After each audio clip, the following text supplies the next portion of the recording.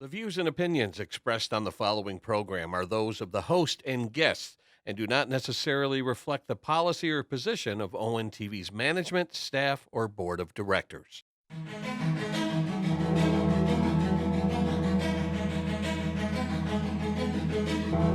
Detroit basketball.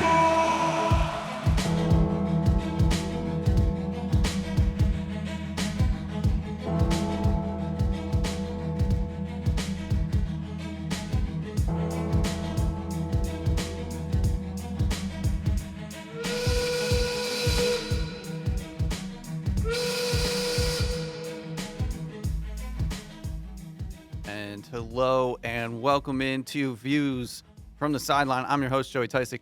My partner, Malik Hill. It's April 21st. And today, we're doing nothing but the NFL. We're getting ready for the NFL draft. So we're going to do our own little mock draft after we've been criticizing and talk about everybody else's. We're going to go back and forth. Malik's going to get the first pick. I'm going to get the second pick. We're going to go back and forth from there on out. We pretty much both get the first pick because we're just going to talk about the guy. Right. And then whoever the kid is, yeah. whoever it is. We decided not to do trades just to make it simple and not too complicated on us. We're not Todd McShay out here Yeah. with 5.0 mock drafts. I do expect there probably will be some sort of trade at some point in this draft, but we're just not going to worry about it. We're just going to go straight up from the get-go. Everybody's expecting the Lions to move back, which is kind of weird to me. Yeah. I don't know. Will they move back for more picks, I assume? That would be my assumption. Yeah. I mean, if they move back at all, I would hope that they would get more picks involved, obviously. The other thing I would say is that this is one of the most kind of intriguing drafts that we've had, I feel like, in a while because there are so many quarterbacks that are projected to be taken. 5 in the top 10, possibly. Yeah. Which would, I don't know if that might ever happen again. Honestly, it could because the league is quarterback crazy at this point. Everybody's looking for the next great. So Yeah. And there is a scenario where there could be 4 straight quarterbacks to start the draft, potentially, which would be insane. So I don't know. So to get right into it, without further ado, we are going to start this mock draft with pick number 1.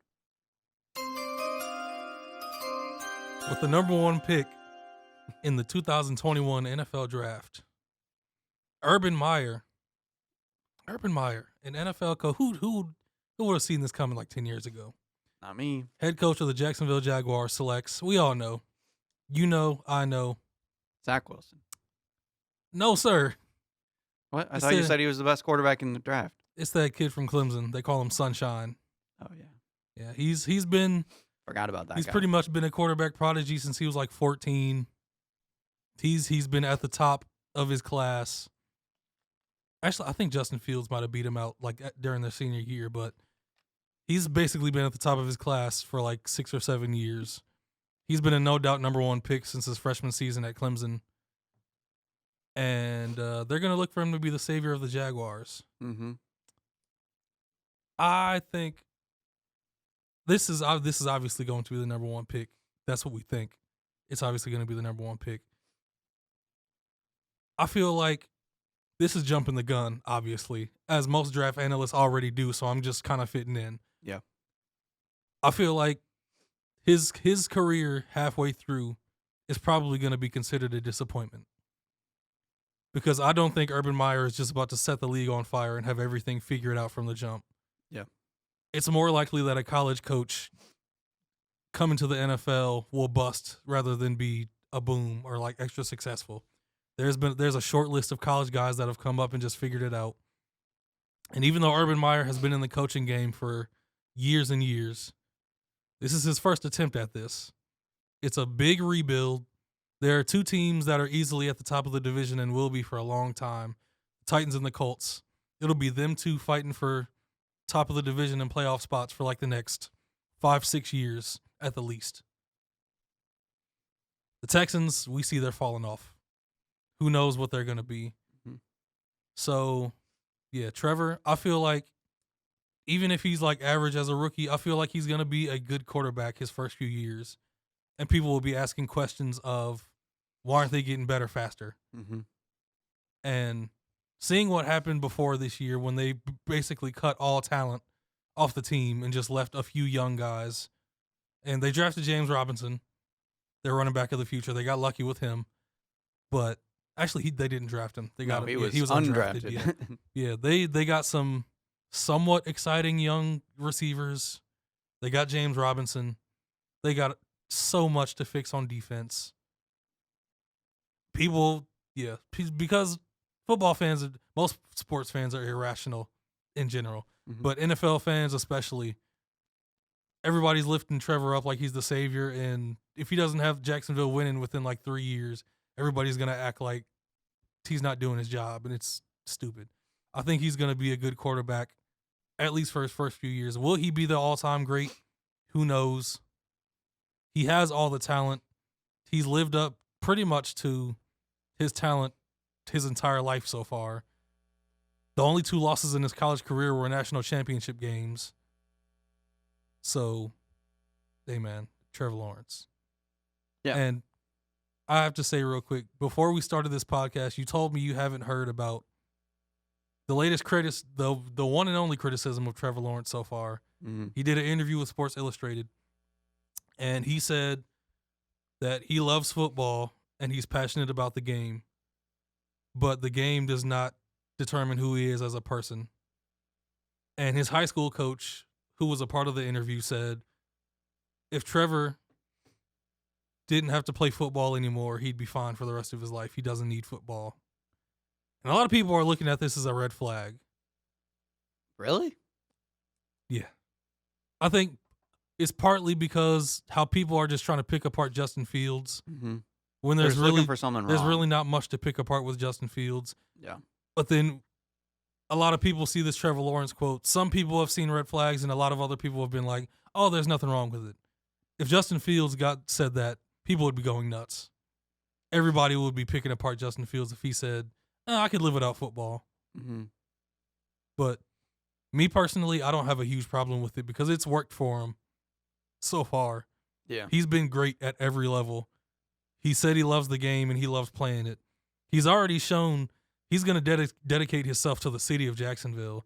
He's already said him and his wife are going to start looking into charities in Jacksonville already. Like they're already starting to get integrated in the community. So there's going to be dedication, obviously. He's not just going to up and quit the game just because he's the number 1 pick. Yeah. And I don't think that's necessarily what he's saying. He's just saying that football is not all of who he is, which I think is, that's true. Like you can't, you can take football seriously, but you can also say that football, it doesn't define you. Like I get that. Yeah. It makes sense. There are people that are looking at it like, what is he saying? He's not the first guy in, last guy out. Is he not the hardest worker in the building? Is he not obsessed? Like people want their quarterbacks to be obsessed because honestly, most quarterbacks that have that type of attitude lead to at least to greatness. Mm-hmm. The Tom Brady's, the Peyton Mannings, the guys that are obsessed with the little details and getting better every day. And it's not like Trevor Lawrence. He's worked his butt off to get where he is, and he has all the talent to be great. Yeah. So yeah, I'm not gonna start nitpicking now. Well, at the very last minute, I'll throw one quick example before we move on. The late great Kobe Bryant is one of those guys that when he got out of the league because he wanted to prove that he was more than basketball. But it was on the court. But he found other. He was a demon. He had to find something else to get obsessed about. Exactly. Because basketball was his lifelong obsession until he retired. But he he found other things. But he liked doing other things as well. So, yeah. I think there's ways that you can say that football doesn't define you, but as soon as you step on that field, you're giving it 100%. Yeah. So do you agree with my point that a lot of people will see his career as somewhat disappointing halfway through?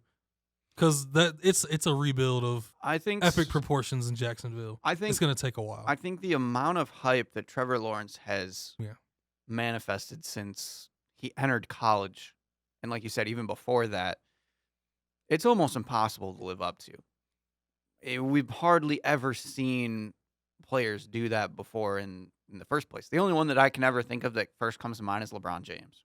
Honestly, in football terms, Peyton Manning lived up to it.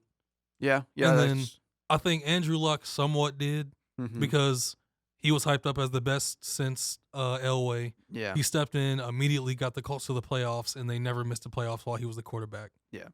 And now I would say after Trevor Lawrence, Arch Manning. He'll be the next. So, Yeah. but yeah, there's not that many. So, like, if he doesn't live up to It expectations, won't be a huge surprise. exactly. There's just so much hype around him. It's really hard to live up to. Now, I'm not saying that he also can't do it. It's just if he doesn't live up to the hype, I can understand that. But I agree. I think he's going to be a great quarterback. I think he'll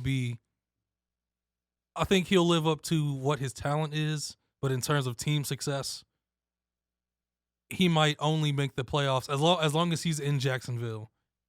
I don't think he'll have sustained team success. Mm-hmm. I think he'll put up numbers. Like he could be similar to Phillip Rivers, to where even though Phillip Rivers, they were like on the edge of the playoffs or like just getting in every year. Mm-hmm. Within like 4 or 5 years, he could be there, like challenging other teams in the division. But yeah, first 3 or 4 years, I think he'll be a good quarterback that is helping a team get better slowly. Yeah. Alrighty. Moving on to the second overall pick in the draft. It's time for Chris's team. Yeah. Will they really quiet. Yeah. Will they crash and burn? This is all up to you, Joey. This is the Jets we're talking about. New head coach. Let me get my announcer voice. And with the second pick in the NFL draft, the New York Jets select Who we got?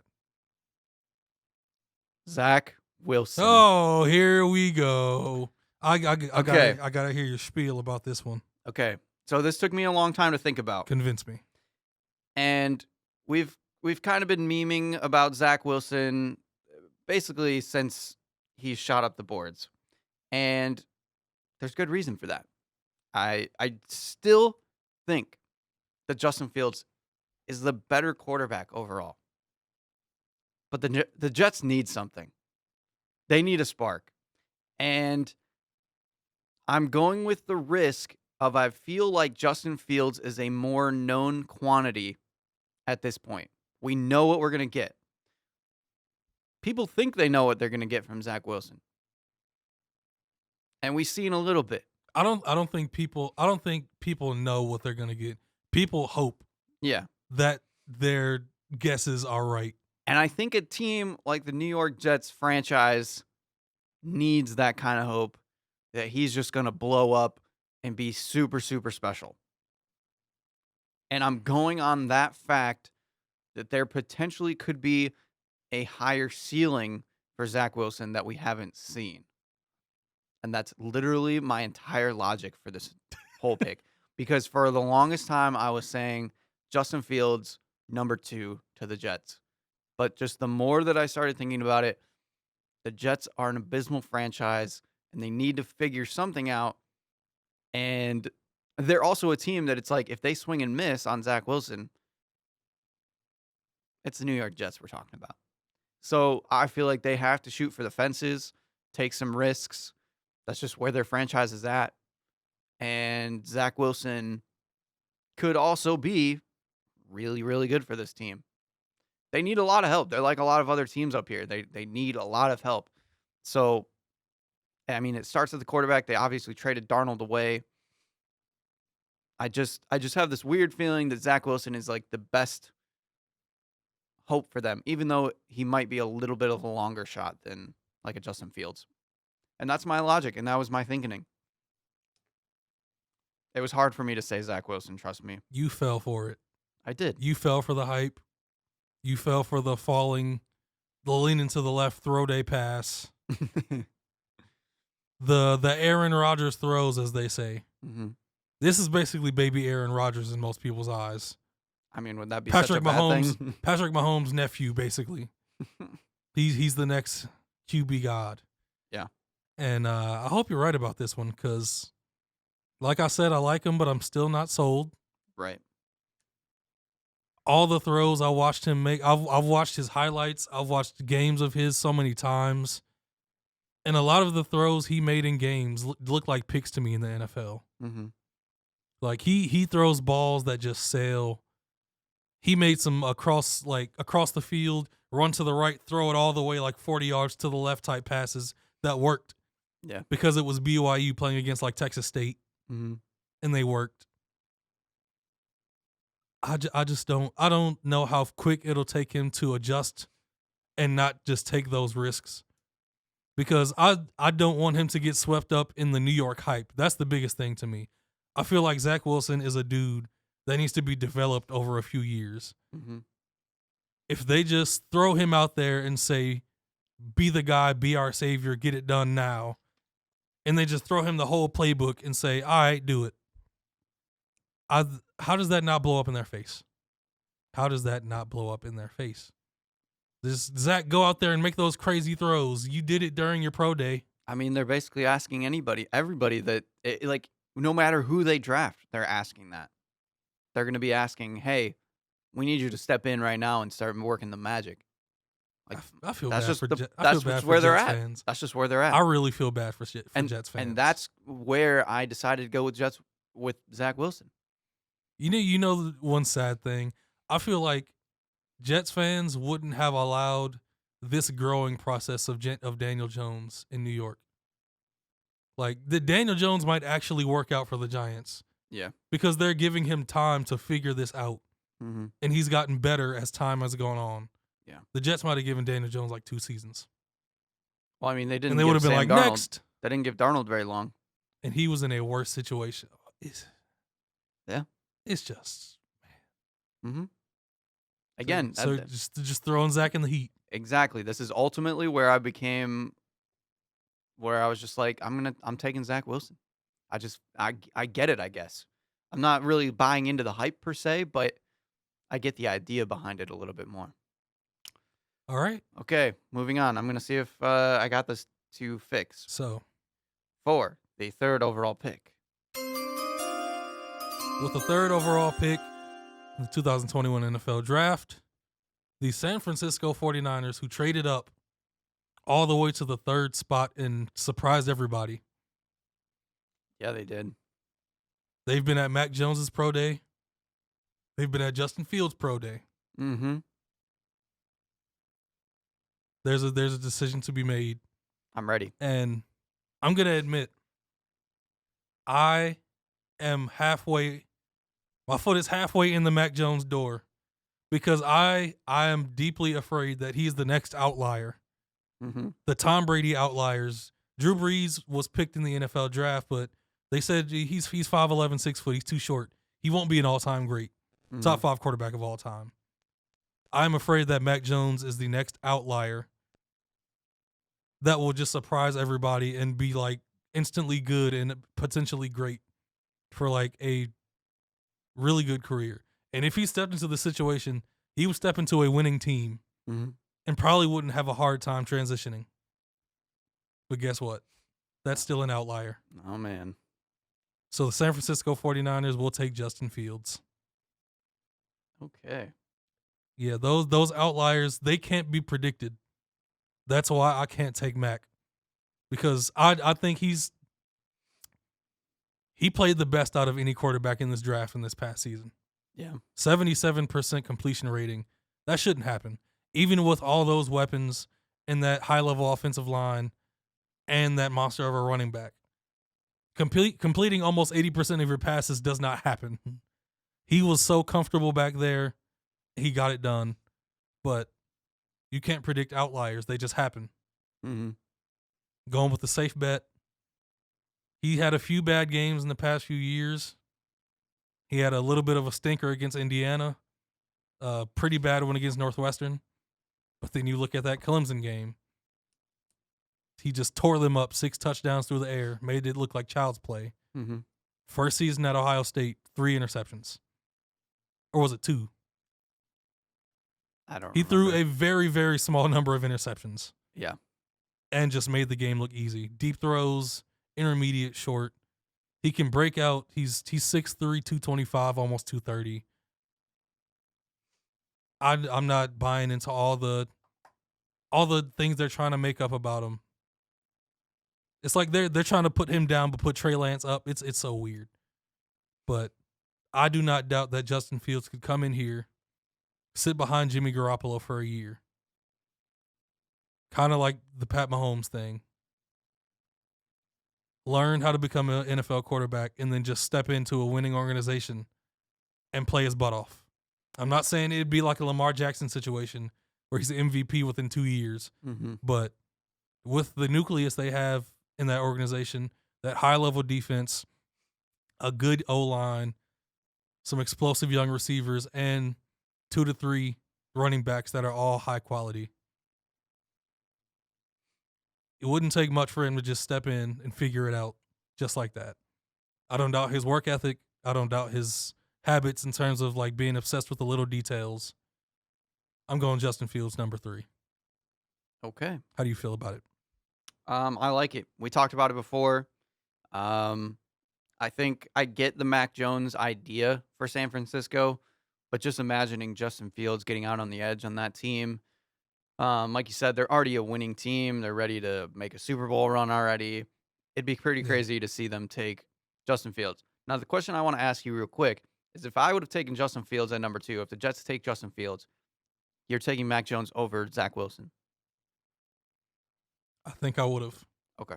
It's the thing that they're ready to win now. I think Zach Wilson needs some years to become what he could potentially be. I think Mac Jones is if you're ready to win, you throw Mac in, he gets the system, he's ready to go. Yeah. He processes very quickly. He's very accurate. I don't think it would take long for him to get in there and do it. But like I said, he's an outlier, and they don't happen often. Yeah. Okay. Moving on. This pick right here, I can't wait to see what you do with this one. Because, yeah. And with the 4th pick in the 2021 NFL Draft, the Atlanta Falcons select Kyle Pitts. Unfortunately, I'm not fraying from the mocks at the moment. You stuck with it. Another one that, it kind of was weird for me to think about and putting myself into... Sorry. Like you were saying.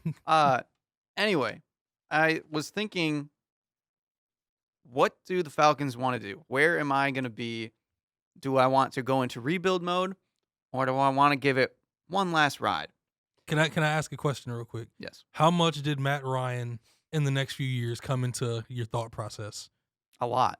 Because that was, if I had that pick, that would be my number one thing, which is why I might have picked differently. But exactly, and that's kind of where the selection had to come from.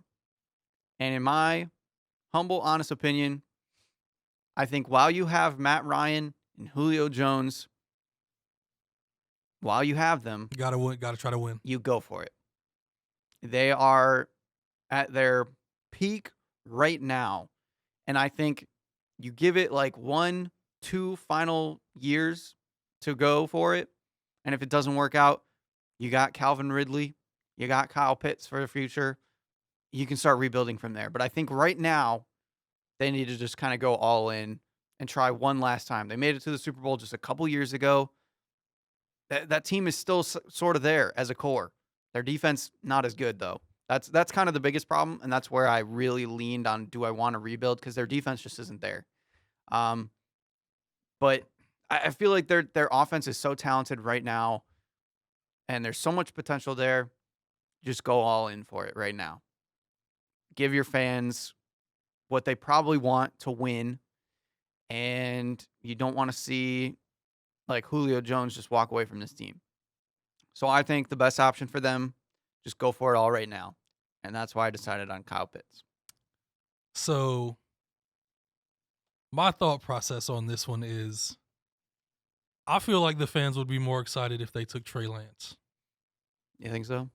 Yeah. I feel like Matt Ryan? You get Kyle Pitts, you get the ultimate weapon in Kyle Pitts. It's excitement. Mm-hmm. But all the weapons they've accumulated over the past few years, that offense is built to make a run. It appears. Yeah. But like you said, that defense, it's... I don't even... Is it worse than bad? It's close. They had some truly embarrassing games last year mm-hmm. where they shouldn't have lost. And I feel like in partial, there is a bit of bad luck involved in there. But yeah, I Yeah. agree. It's bad play. But I just feel like you have Matt Ryan for 2 or 3 more years. Mm-hmm. Trey Lance has been starting to rise up everybody's boards because the biggest thing right now, everybody's talking about his work ethic and how obsessed he is with the game. They're talking about how he came into North Dakota State as a freshman. He would break down NFL film by himself. Mm-hmm. It showed his freshman year how much work he put into being a quarterback. 0 interceptions, 28 touchdowns, over 1,400 yards on the ground. Like an unprecedentedly great year. Mm-hmm. A year that nobody might ever have again. Just you're supposed to dominate like that when you're a high-level NFL prospect. And he did it as a freshman. Yeah. So I feel like Falcons fans and the organization as a whole would probably be better off if they took him and just molded him under Matt Ryan. Mm-hmm. So in 2 or 3 years, he could just jump in and Brady will be gone soon. One of those teams in that division has to jump up once Brady is gone. Yeah. I feel like with Trey Lance there, they'd have an easier chance of making that jump. But go for the win right now. You have the guys to do it. They still got a lot of work to do on that defense, but I can understand it. Yeah. Okay. Moving on to the next pick. With the 5th pick in the 2021 NFL Draft, the Cincinnati Bengals select Penei Sewell. Everybody's getting extra hyped up about bringing back Jamar Chase, getting them back together. Jamar Chase, T. Higgins, Tyler Boyd? What kind of receiving core would that be? Sounds pretty good to me. But guess what?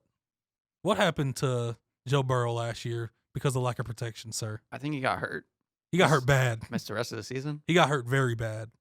He was playing really surprisingly well football for the situation he was in. I don't think most quarterbacks could have done as well as he did in that situation. He was just making plays. Yeah. And like the offense was progressing week after week. But yeah, once that injury happened, and there were worse weeks. That Baltimore game at Baltimore, he got sacked like almost 10 times. He needs protection. Yeah. Penei Sewell helping him on that blind side. He needs some help. And if he can stay clean in the pocket, he's shown he will find open guys. That receiving core is talented enough to get open. Tyler Boyd and T. Higgins is a phenomenal 1-2 punch. Mm-hmm.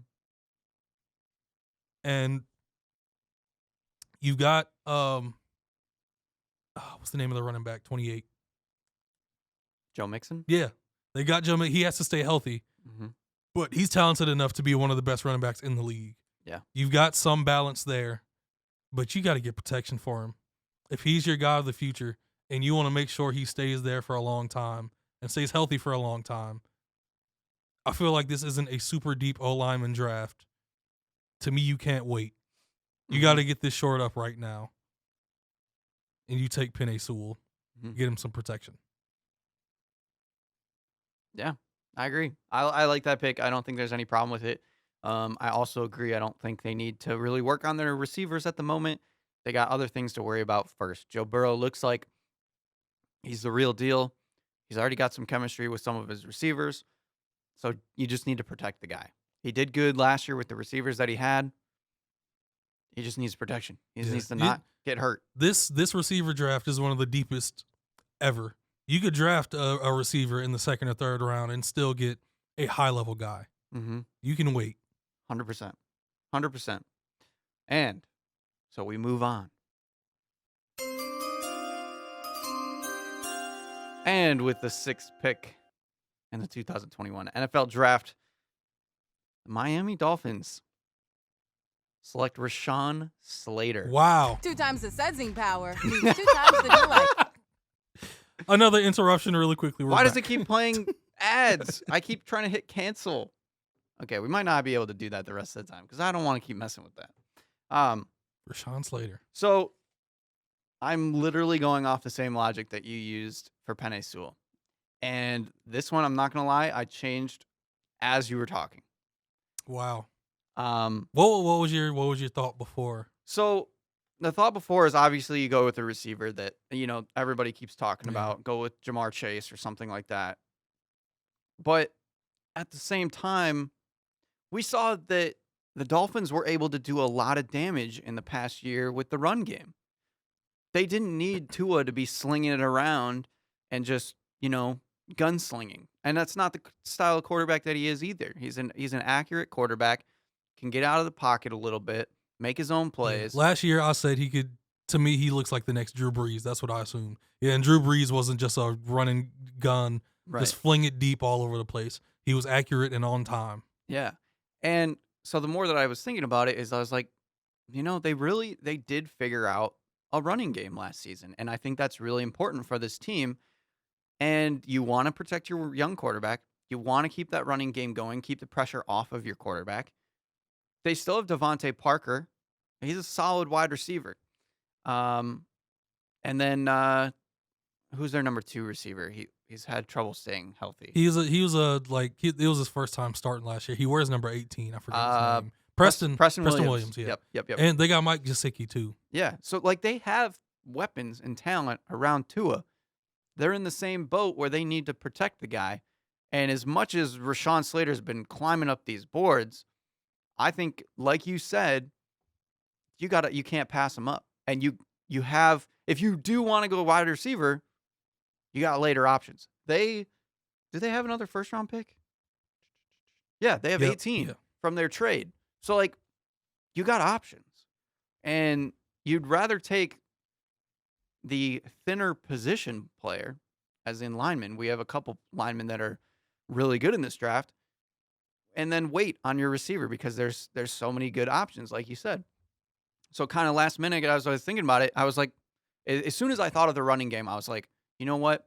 I think they need to take Rashaan Slater here. They're not going to in the real draft. I know they're not. But I think that would be a really solid pick for them. And that's what I did. Yeah, honestly, you swayed me halfway through that argument too. Once I noticed they had another first round pick, and there are so many weapons that they could choose in that position. Yeah, I like where you went with that, Rashaan Slater. Well, now I wish that I would have actually put in the draft sound into our little soundboard, but I forgot to do that this morning. So just play it in your head. With the 7th pick, the Detroit Lions are on the clock. With the 7th pick, this would be a godsend for Lions fans. This would be huge.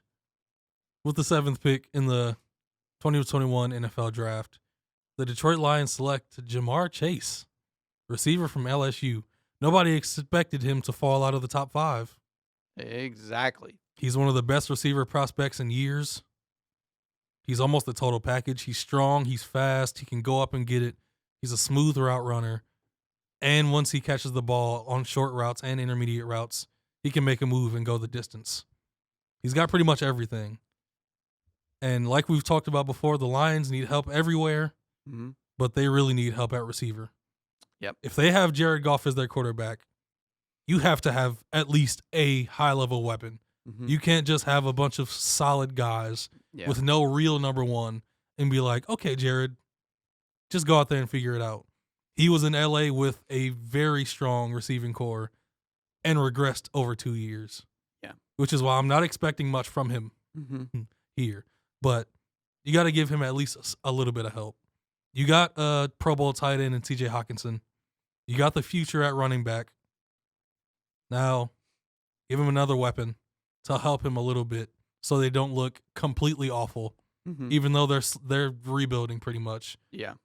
First huge piece of the rebuild, Jamar Chase. Give him a number 1 receiver. Now, which Alabama receiver would you have taken if Miami had taken Jamar Chase? If Miami had taken Jamar Chase, I would have taken Devontae Smith. Okay. Still. I understand people's obsession with a overall weapon, a guy that can catch and take reverses in the backfield and do a whole bunch of other stuff. But yeah, I would have taken Devontae Smith because he dominated. He absolutely dominated the highest level of competition in college and made it look easy. Mm-hmm. So he's 6 foot 166. I understand it, but he's so much of a high level weapon and a good overall receiver that I just have to take him. But since Jamar Chase is in line here, I think you got to take him. Yeah. Give Lions fans something to be excited about.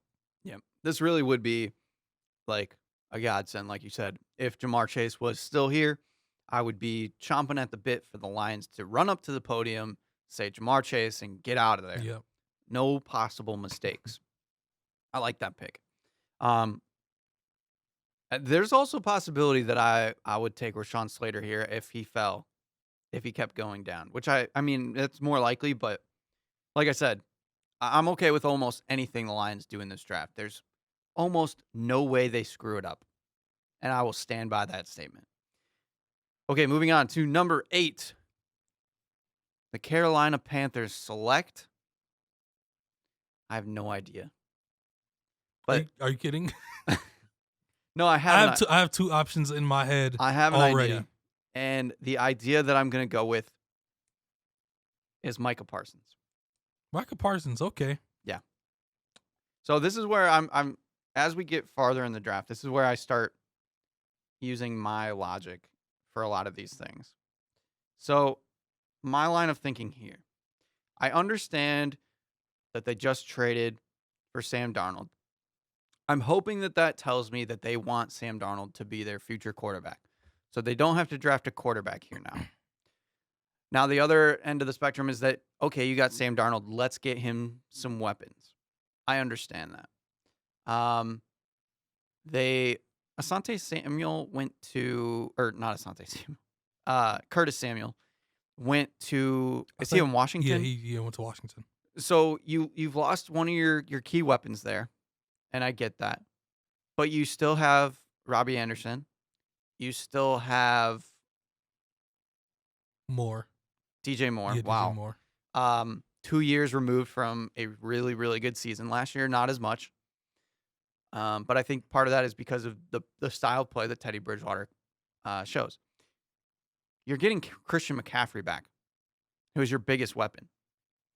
So again, this is a team where I feel like on offense, similar to like, let's say Atlanta, but in a different sense, that like their offense is fine. Like Carolina, I don't think needs to get that top receiver, or like Miami, like we were talking about Miami. There's going to be other receivers in this draft. Carolina has solid receivers. I think Robbie Anderson's really good. I think DJ Moore is really good. Christian McCaffrey is super good. You haven't even brought up the quarterback yet. Sam Darnold. Yeah. And it's like they have an offense. Their defense, however, is like Atlanta, where they're horrendous. They got a couple, like they got Jeremy Chin. Solid player. Really good. Really good rookie. Yeah. He should be maybe a star for the future. Exactly. So there's a starting piece. But they need linebackers. They need defensive line. They need so many other things. I think they're at the point, unlike the Lions, where it's like you got to get both sides of the ball. I think Carolina just needs defense, to be honest. And so that's where I'm saying, as far as everybody going in these mock drafts saying, oh, get a receiver for Darnold, the new toy. I think they just look to the other side of the ball. Micah Parsons is the best linebacker. Just take him. I feel like this should be easy for them, to be honest. And I just kind of came to that conclusion in the moment. What's your thoughts? I disagree. Okay. That's fair. That's totally fair. I feel like with Christian McCaffrey coming off of some of the most high usage seasons of a running back ever, and it leading to injuries. Yeah. You bringing in Sam Darnold, who was seeing ghosts a couple years ago and really needs help getting back on track. All the talent is there. I would have went with an O-lineman. Okay. I think to shore up that run game and to help out Sam Darnold, to give him as much time as possible back there, I would have gone with an O-lineman. So would you have gone with Darashaw then? I think I would have gone with Darashaw over Elijah Vera Tucker from USC. Okay. And what the thing about Christian Darrisaw, which I kind of like, is a lot of people say like he's the most boring offensive line prospect in this draft. Mm-hmm. And it's because he's not known for like laying people out and having like a highlight tape of an offensive lineman just putting dudes in the dirt and like destroying them. Yeah. He didn't give up a sack last season. He literally just does his job. Yeah. There's a few clips of him putting dudes down after the play, being a little nasty, which is always good for offensive linemen, but he just does his job. Holds up. He gave up a few pressures every now and then, but didn't give up a sack. Was always in position. And he just did his job. I think you need a guy like that for the Panthers to like shore them up, just a safety blanket. Yeah. On that side. No, I like that line of thinking too. I do. I guess I kind of did forget about the line just a little bit because the top 2 linemen went already in our draft. But I would be totally understanding with that line of thinking. On to Denver. Yep. Denver just got lucky. Because I am super interested. Denver just got very lucky. Because with the 9th pick in the 2021 NFL draft, the Denver Broncos, and especially John Elway, who I know is excited about this one, he's had a sketchy past with quarterbacks. Drew Lock looked good for like 4 straight games his rookie year and looked terrible last year. Now he's got another chance. And the young man from the Dakotas, Trey Lance. Wow. Denver takes Trey Lance at 9. This draft is all sorts of crazy. It is. It's most likely going to be. Yeah, that's true. That's true. It's kind of like a domino effect draft where if one piece goes, it's going to affect a long way down. Yeah, but I mostly made this pick because besides the fact that Drew Lock looks like he's not going to live up to what his talent is because he's just all over the place, and accuracy is not a word you'd use for him often. Mm-hmm. But it's in today's league, there's a reason why everybody's still acting like the Dolphins are going to take. There's a chance the Dolphins will take a quarterback. How do we know we won't take one? Everybody just expects quarterbacks to be. If you don't show signs of being an all-time great in your first year, people think you should just like be looking for a quarterback all of a sudden. Yeah. And the Dolphins won't draft a quarterback. They're building around Tua. Mm-hmm. But after 2 years, it's looking like Drew Lock, unless he makes a dramatic turnaround, it's looking like he might become a journeyman and a guy with a huge cannon of an arm that never puts it all together. Yeah. And if he's becoming that, you need to have a backup plan. And Trey Lance is one heck of a backup plan. I've already talked about the freshman year he had. He just played 1 season, and then that ridiculous circus of 1 game they gave him last year, which was pretty dumb. Yeah. But he has the intangibles. He's built himself into what he is today. He was blessed with the physical gifts, which is 6'4", almost 230. Yeah. A high ability to run and an ability to make almost every throw on the field. Now, with drafting him, you could give Drew Lock another year. But this could make Drew Lock better. Yeah, it could give him a kick in the pants. Giving him that competition of this young guy's coming in. He has more talent than you, Drew. Yeah. If you mess up, we have this young guy that we're going to throw into the fire with the rest of our young offensive core. Mm-hmm. So, yeah, it gives Drew Lock a kick in the back, and it's a great backup plan for if he doesn't work. Yeah. And I feel like Trey Lance would come into this situation with a chip on his shoulder. Mm-hmm. Seeing there's a guy ahead of me that I have to beat out.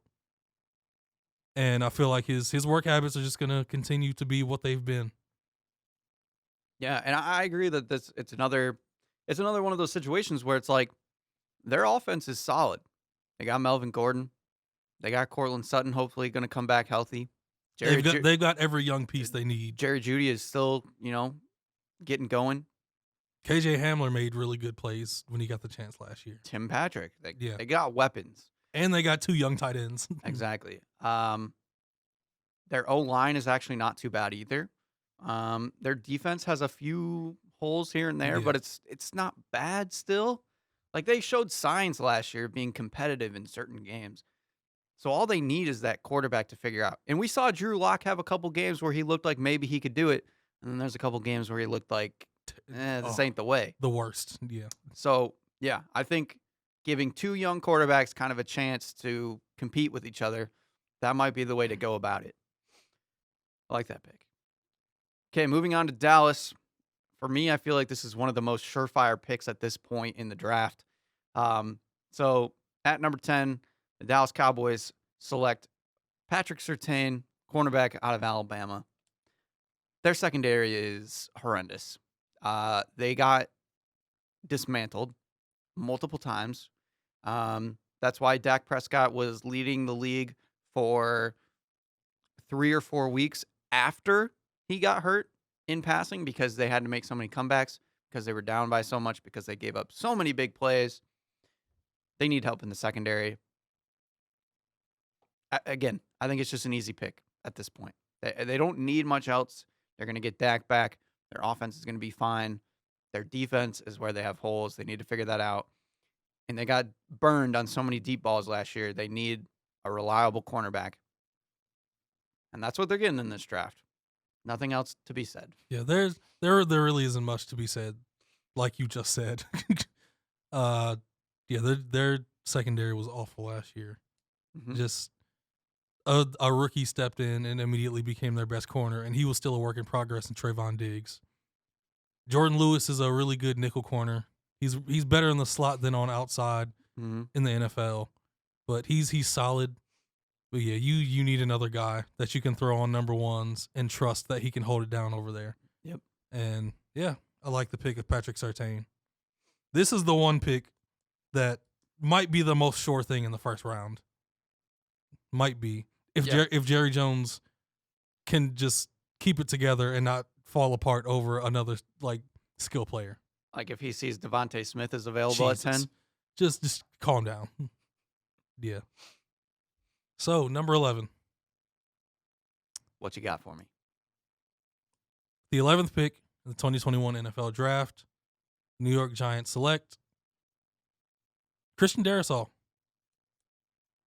Okay. Offensive tackle from Virginia Tech.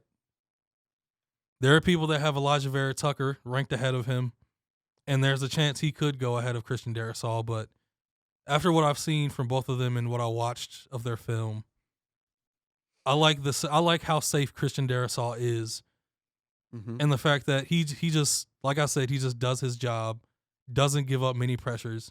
He loses position sometimes. He'll break out and he'll either be too wide or he won't have his hands in the right place, but he's pretty athletic, and he figures out a way to get back on track and still keeps either a linebacker or a defensive end from getting to the quarterback. Yeah. And with Saquon Barkley back off a bad injury and Daniel Jones improving like he has in the past year, their O-line is still, it went from terrible to like below average last year. And you still have to figure out how to protect those guys, because the receiving core they have now is pretty underrated. Adding what they added and keeping the pieces they have, they should be one of the better receiving cores in the NFC. Yeah. So go O-lineman, keep Danny Dimes safe, keep Saquon Barkley safe. And they already have a solid line, so that's just going to bolster their line even more. That's why get the O-line to just average. Get Saquon Barkley to finish the season. Yeah, I agree with that. I'm going Christian Darrisaw with that one. Okay. Yeah, I like that. Okay. With the 12th pick in the NFL Draft, the Eagles are selecting. I think I know who you're taking. Devonta Smith. I expected Waddle, I'm not going to lie. Okay. I am more of a Jalen Waddle kind of guy. But my reasoning for taking Jalen Waddle is having a speed guy. Kind of. Philadelphia just drafted one last year. Yes. They just went with Jalen Reagor last year. Not that Jalen Reagor was a bad pick, but there were better options. Yeah. Guys that turned out a little bit better. The guy right ahead of him, Justin Jefferson. Yeah. Yeah. So, unfortunately for the Eagles, they still need receiver help. And apparently, according to their coach, they're not sure if Jalen Hurts is going to start. Listen, man, Nick For sure. Sirianni. We're just going to see how it goes. Yeah. Yeah. But either way, whoever is the quarterback for that team is going to need some help. They have a solid running game. You got tight ends. Right. They got some weapons there again. They're another one of those teams. They got some weapons. Their defense still is not very good, but I think you got to pick one side of the ball. And if you still are trying to figure out who your next quarterback is after Carson Wentz, he's going to need somebody to throw to. And I don't think they're going to draft a quarterback here, obviously. So next best option, Devontae Smith falls to 12. I think they're salivating and just, again, running up to the table saying, we're taking him, get away. And now we're serving up a softball to the LA Chargers.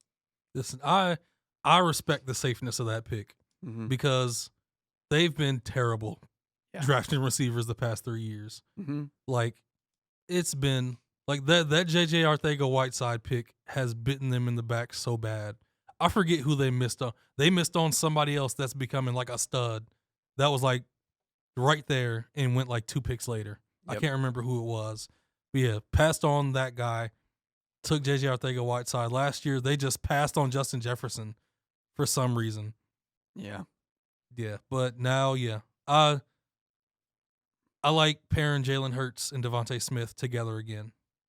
They were very young together at Alabama. Here, I'll tell you who they missed out on because there is actually a website article talking about just that.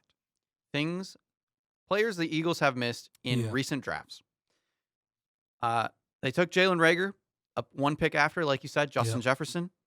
Again, Jalen Reagor, 4 picks after at 25. Brandon Ayuk was taken. Yep.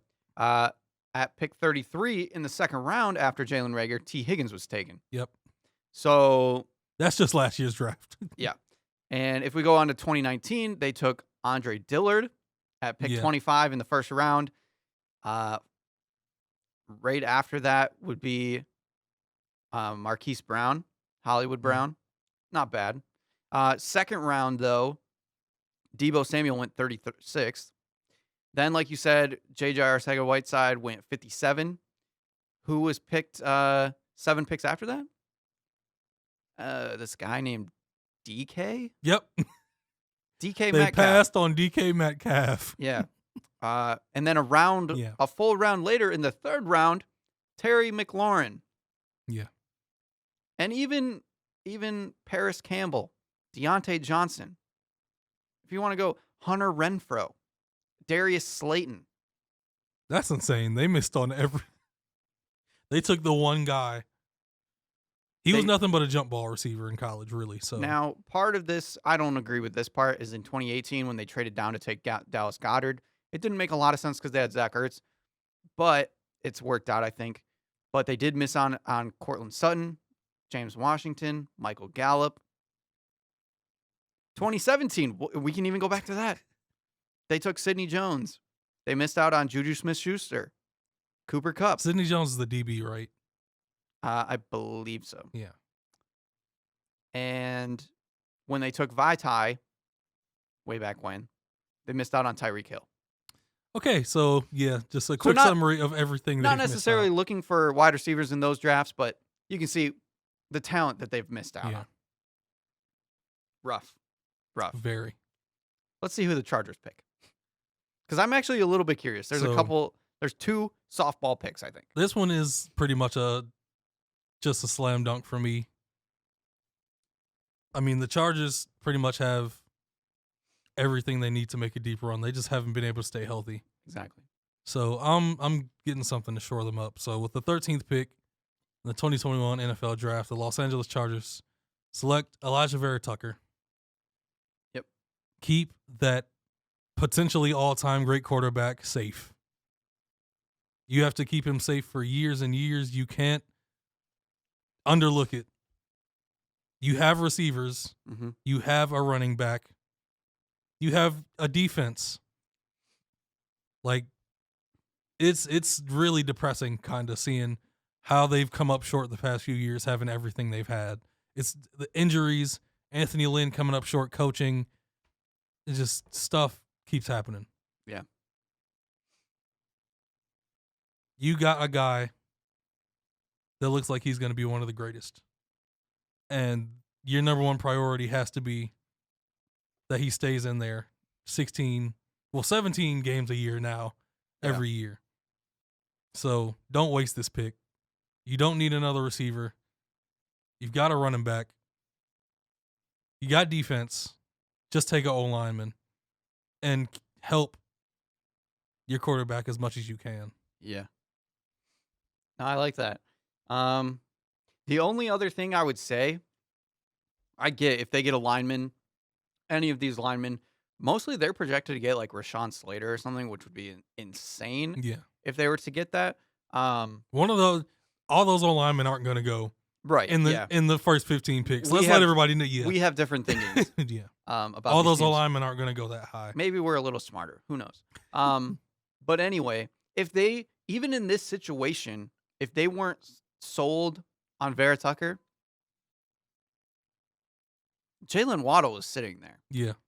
If they wanted another piece, which If you, and yeah, like, Keenan Allen isn't super young. right. He's getting old kind of soon. Yeah. But he's also not the kind of player that's going to age poorly necessarily. He's a route runner. And for me, like, They Jalen- probably take Jalen Waddle if he he's was like there. a perfect pairing with Keenan Allen. Yeah. Now they have other receivers, like you said, that have worked out really well. But just imagine Justin Herbert being able to throw to Keenan Allen or Jalen Waddle or Austin Eckler in the backfield. Like, that's crazy. And their defense is fine. Like, if Yeah. their defense has had some health issues recently.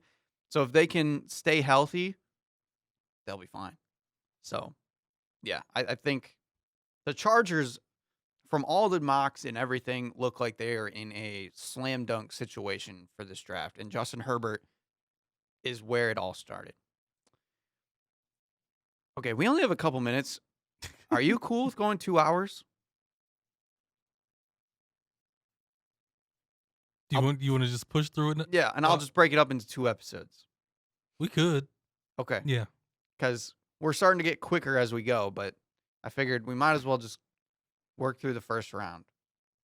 Why not? Okay, so anyway, moving on to Minnesota at 14. I have no idea what Minnesota wants to do. Not going to lie. So I'm looking at some prospects. Their offense is in a good spot right now. Maybe O-lineman, but we took them all. Exactly. So I'm going to go Unless you wanted to take a swing, which they're going to be. There's always a few teams. I mean, a few teams in the first round that take swings on guys that. Yeah. Yeah. So I don't know if I want to do that necessarily. So I'm going to look to defense. And yeah, you know what? I'm going to take Kwity Paye Okay. off the edge. I think they need Yeah. more linebackers. They haven't had a very good pass rush in a few years. Yeah, so that's what they used to be known for. Their secondary isn't too bad at the moment. It's again, it's not like top notch or anything, but I agree. I feel like they need to just put more pressure on to teams, and at least according to CBS, Kwity Paye is the highest edge guy. So that's what I'm going to go with. Why not? That's all I got. That was a tough one for me. I actually, once you said that name, I found an O-lineman I think I would have taken in that place. If not Jalen Waddle. Jalen Waddle dropping this far would be crazy.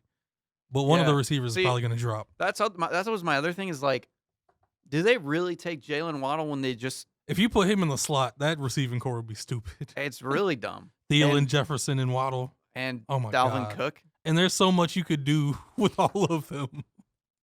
Man. Or I you almost could- want to change my You pick. could slide Thielen in the slot because he plays there a lot and put Waddle on the outside. Oh, man. That'd be. You made your pick. Yeah, I did.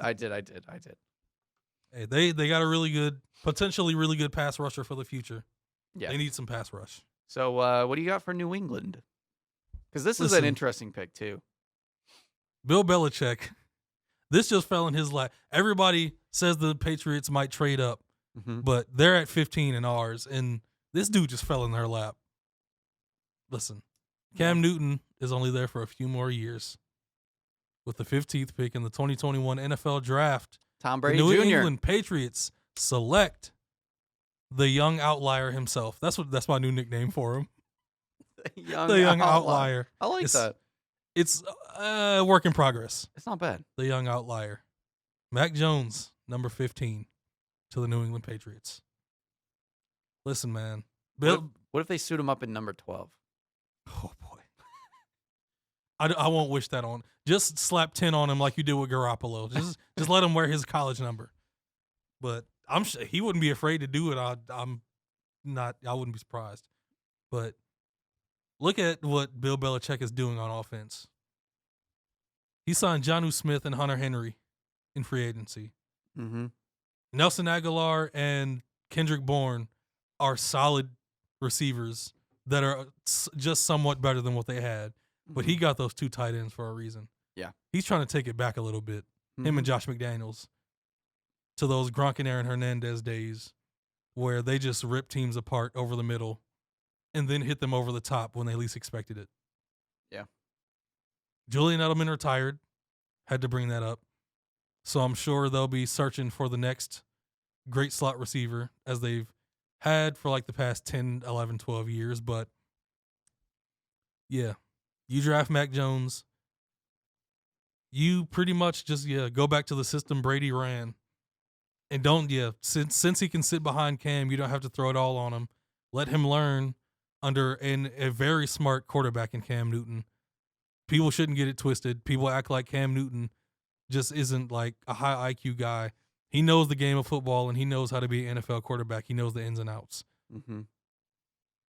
And he's a really good guy. He would definitely help Mac Jones get adjusted and accustomed to the New England way.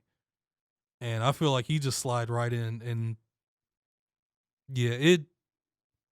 he might not be he might have a career start like Tom Brady where it starts slow. He surprisingly takes them on a deep run and then it just kicks off from there. But if you're Belichick and he just slides right here, you're celebrating on ESPN, that live feed, you're going crazy. Yeah. Bill Belichick doesn't go crazy, so he'll just probably be sitting there with a slight smile on his face because they just got their guy. Mm-hmm. Mac Jones to the Patriots. Yeah. The young outlier. They will need a replacement quarterback. And again, I do agree. This probably would be the perfect scenario if they didn't have to trade up. But I do think they probably will end up having to trade up. Just the way that the draft is looking like it's going to happen. Okay, moving on to Arizona. This is another kind of tough one for me. Because I really want to take Jalen Waddle here. But I don't think they need to. I'm going to go with J.C. Horn. Okay. I'm going with J.C. Horn. Okay. They're another team that, they've gotten burned a couple times. More than a couple. I feel like their offense is in a decent spot right now. Again, thinking about the possibilities of pairing Jalen Waddle and DeAndre Hopkins is incredible to think about. But I think they just signed AJ Green. Yeah, I think in this scenario they don't need to. So it's crazy that Jalen Waddle falls as far. He won't in the real draft. I can guarantee it. Almost guarantee it. But I just think Arizona's not in that position. I think they need defense first, and I think they need to get that secondary going. Budda Baker's kind of the guy to get everybody going in that secondary. So J.C. Horn being a corner, I think that's a good fit. Las Vegas, what you got? Listen, 'Cause man. now I'm curious. Actually, this should be a soft. John Gruden, this dude wants speed. Yeah, this should. This be dude's wants big plays. It's the Vegas Raiders, man. You got to set the world on fire. You drafted the Ruggs last year. You got Brian Edwards, he's a reliable possession guy. But Mm-hmm. you want to light this league on fire. You got a monster of a hybrid tight end in Darren Fuller. Waller. I'm sorry. Yeah, Waller. We're going Jalen Waddle, baby. Yeah. It is going to be a track and meet in Vegas. We're going up and down. Derek Carr in that play. You got Josh Jacobs. You can hand it off to him if you want to, but then we can go play action. You can And slow we can go crazy. You can slow the pace down for a little while and then just go routes. Let's not even go. We got slants. We got posts. We got goes. You're right. We got the whole route tree, ladies and gentlemen. It is going to be a circus in Las Vegas, as everybody expects it to be. Mm-hmm. And boy, I'd be really excited to see that if they took Jalen Waddle. Him and Ruggs and Darren Waller. Yeah. And they have a solid young defense. Guys that are growing and getting better. They still probably needed another piece on that defense, but they can do that in the later rounds. Yeah, I agree. This guy's sitting there right in your face. You got to take Jalen Waddle. Huge pickup for the Raiders. Yeah, I think it's perfect. And now at 18, the Miami Dolphins are crying that they almost had the perfect draft. Yes. One away. If away. Jalen Waddle would have fell to 18, that would have been insane. Like we said, the draft is deep in wide receivers. Dolphins need a wide receiver, and it's exactly why they don't need to take a wide receiver right here. I am going to take Azeez Ojulari, edge, Georgia. I think Miami has a really good defense. And there's only a couple pieces missing at this point. They got great linebackers. They got a solid secondary. What are you laughing at? You just made the wrong pick. Oh, no. I'll let you go on. I'll comment afterward. Okay. It might not be the wrong pick, but it's somebody right there that I think is better? Yeah. Okay. But I think their defense is like so close to being really, really good. And they just need a couple other pieces.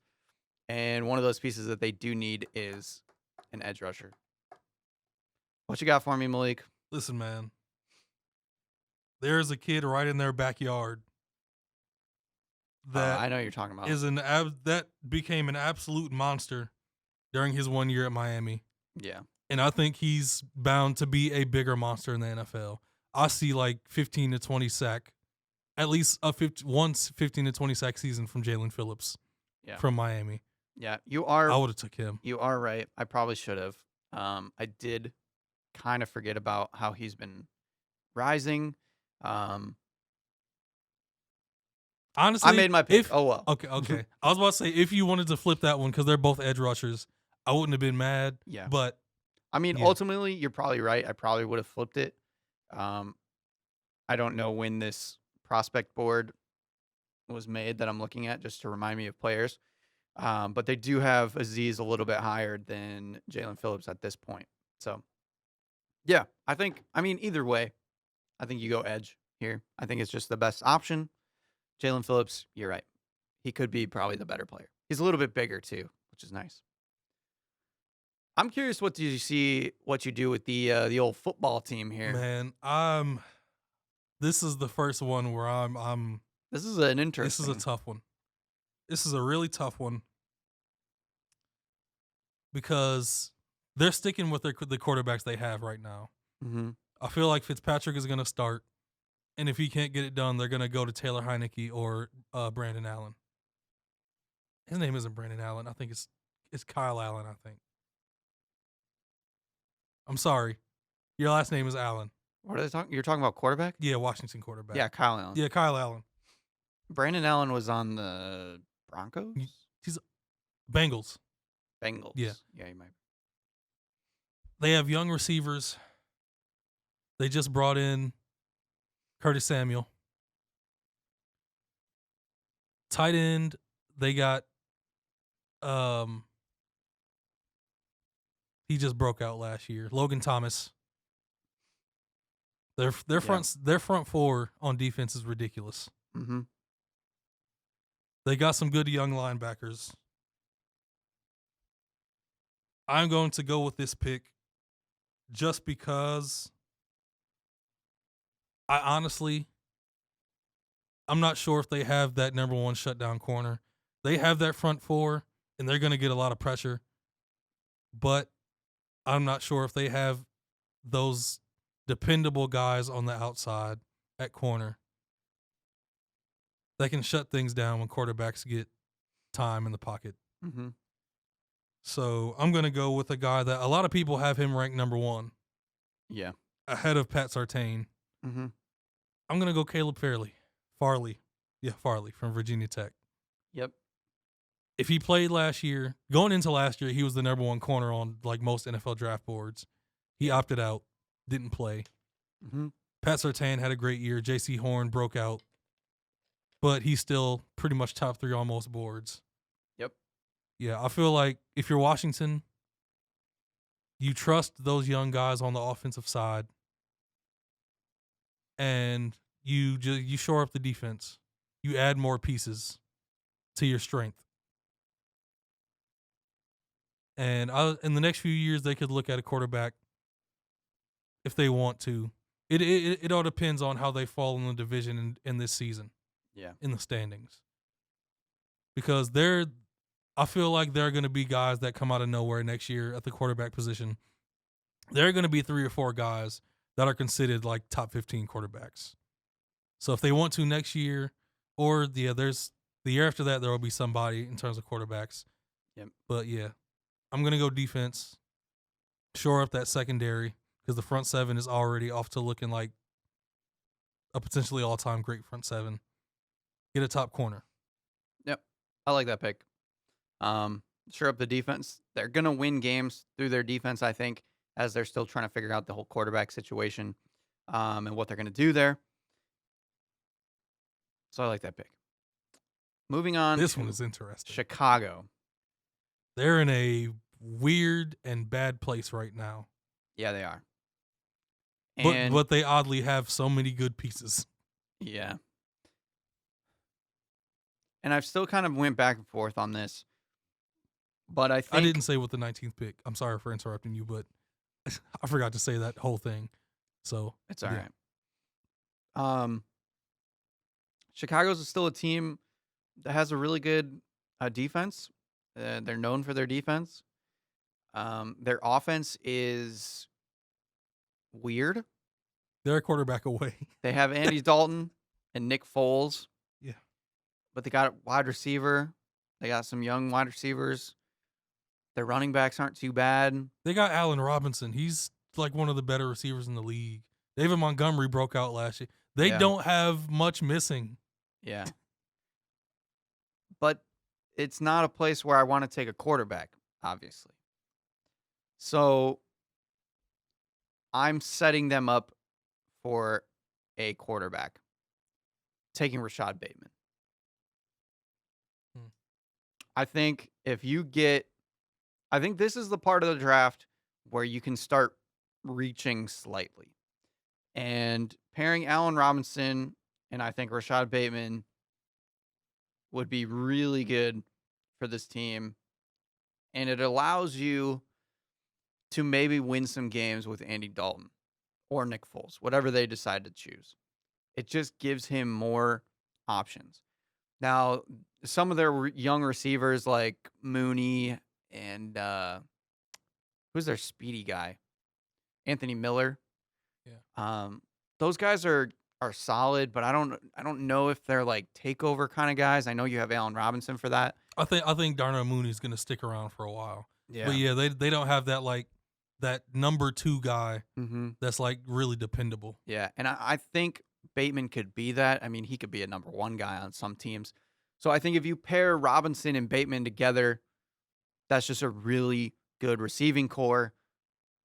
And then they can figure out their quarterback situation. And they should be able to turn this team around. But like I said, this is just not the place to take a quarterback. And even if you wanted to reach, it's like there's no one to reach for right here. So going Bateman, just solidifying their offense a little bit more because their offense has pieces, but I think it still could be improved. That's my line of thinking. Honestly, I can't be mad at that pick because like we know they're a quarterback away from making a like NFC Championship run, but there really aren't any quarterbacks that like stick out. A lot of people are trying to push like Kellen Mond from Texas A&M being something potentially special. Yeah, which I don't know about that, but yeah, I can understand this pick. Mm-hmm. So, the Colts, 21. another This team. They just got their quarterback. They're all around like right there. They got most of what they need to make a run, pretty much. With Phillip Rivers on his last leg, they still got close to beating the Bills in the playoffs last year. Like they are so well. They're one of the most like well balanced and well built teams in the league. Yeah, that Colts organization has done a ridiculously good job. And T.Y. Hilton is back. They got some young receivers that are still growing. You drafted your running back of the future last year. Mm-hmm.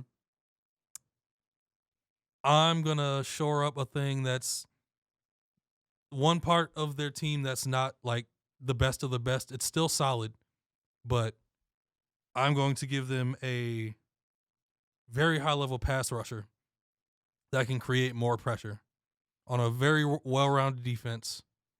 I'm going to add Jalen Phillips. Okay. That would be scary if he turns out like we might think he could.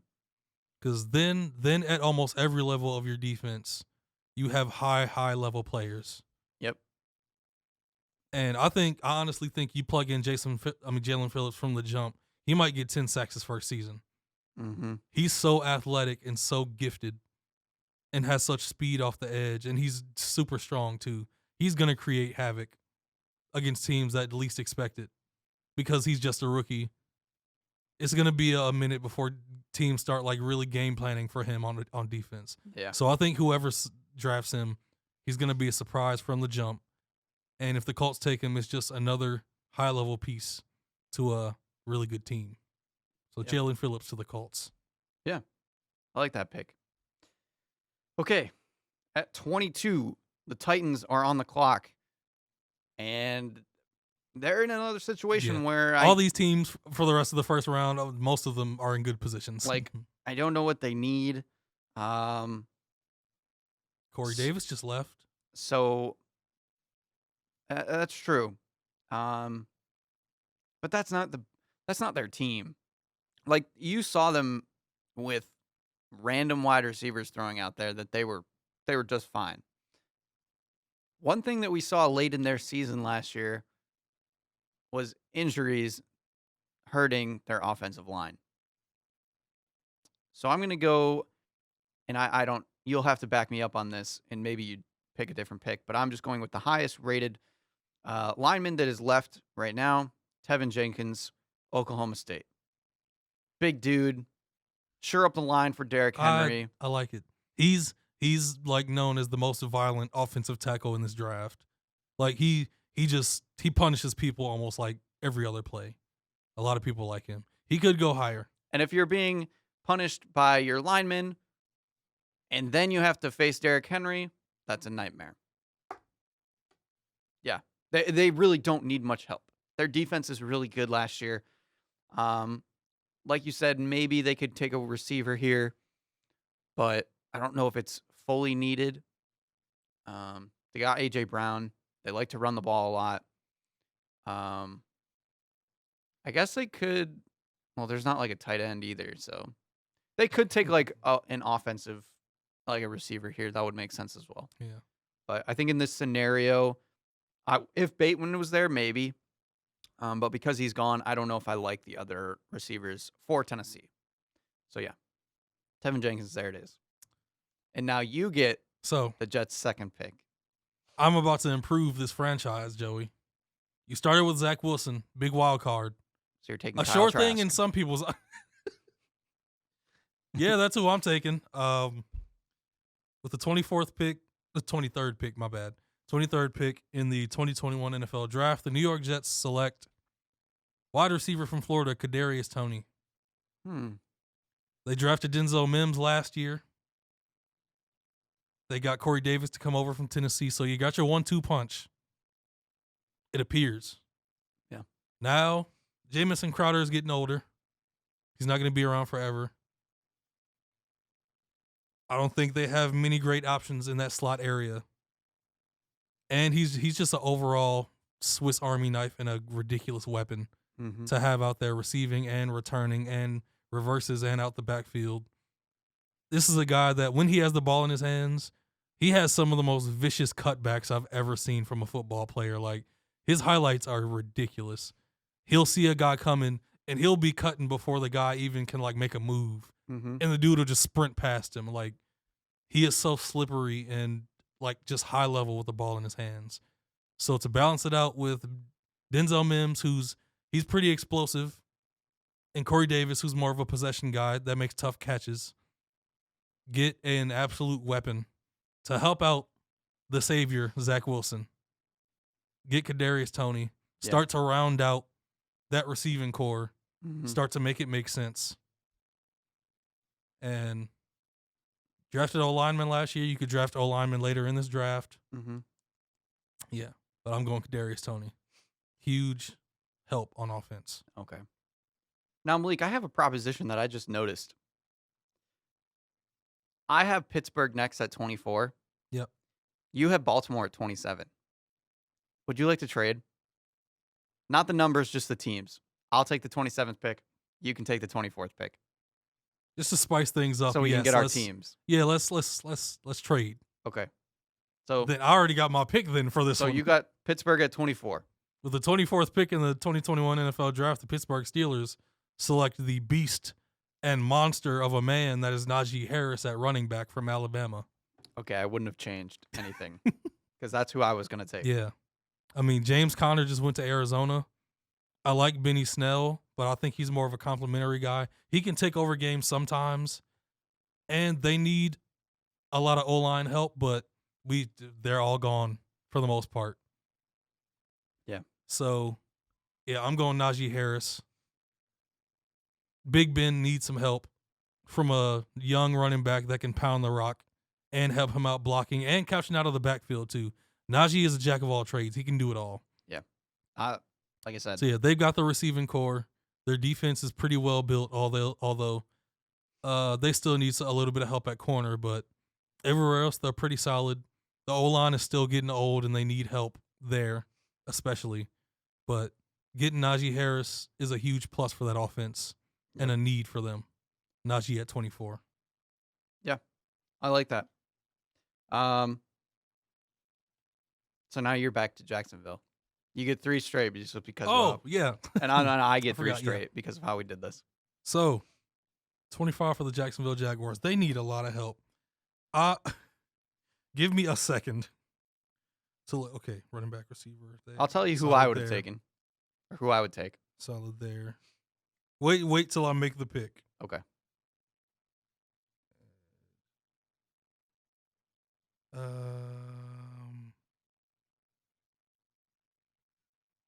Man, they need so much help. I am going to pick a linebacker to stabilize their defense because they don't have anything stable on that defense really right now.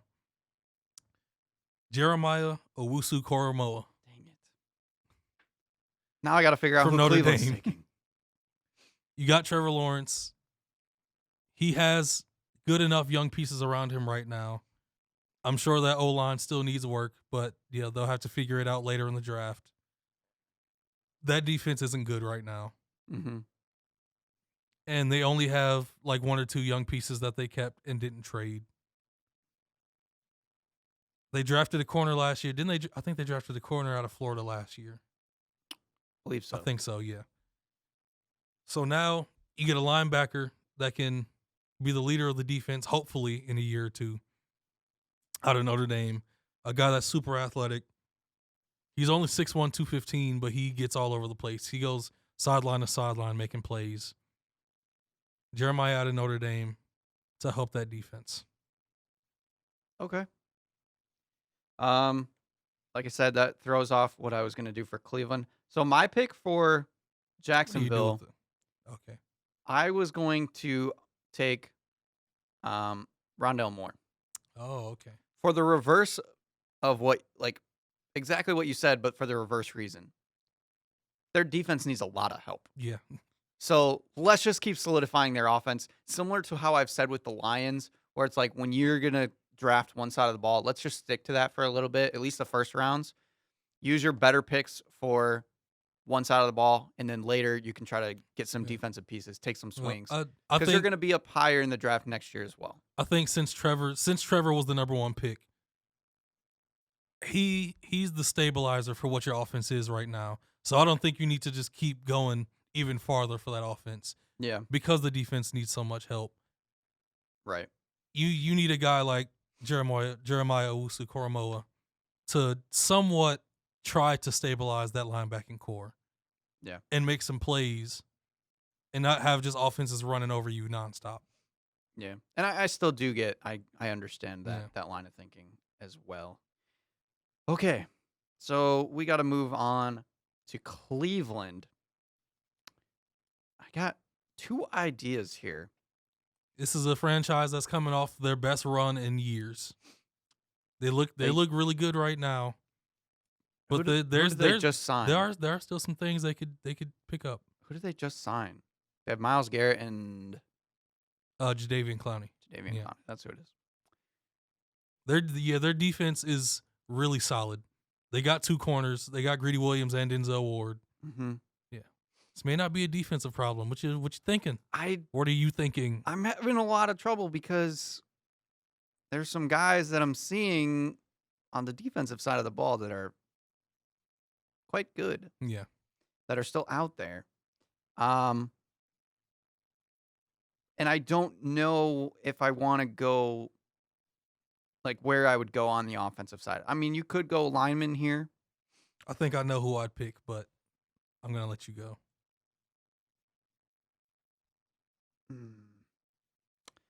Actually going to go, You want a suggestion before you go? Or yes, do you- a little, give me a slight suggestion. I'm thinking Richie Grant from UCF, safety. You got corners, you got some pass rush, solid linebackers. Get a rangy safety back there that can Okay. cover things when Okay, so that does help me pick. So I was originally looking at like Christian Barmore because I can't think of who their interior defensive linemen are. But now that you say safety, I do like that idea.